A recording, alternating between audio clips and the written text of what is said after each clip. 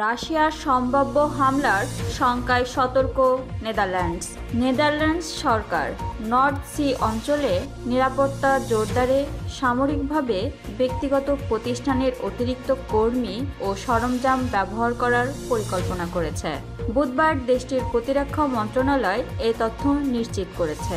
Dutch সামরিক গোয়েন্দা সংস্থা MIVD জানিয়েছে, রাশিয়া নর্থ সি অঞ্চলের গ্যাস পাইপলাইন, উইন্ডমিল ও ডেটা হাবগুলোর ওপর নাশকতার চেষ্টা করতে পারে। গত বছর এই অঞ্চলের অবকাঠামো নিয়ে রাশিয়ার এমন পরিকল্পনার প্রমাণ পাওয়া গিয়েছিল।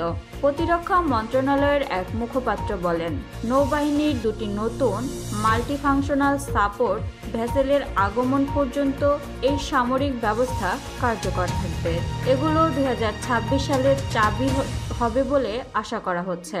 নর্থ সি অঞ্চলের ডাচ অংশটি নেদারল্যান্ডসের স্থলভাগের 1.5 গুণ বড়। এটি বিশ্বের অন্যতম ব্যস্ততম নৌপথ।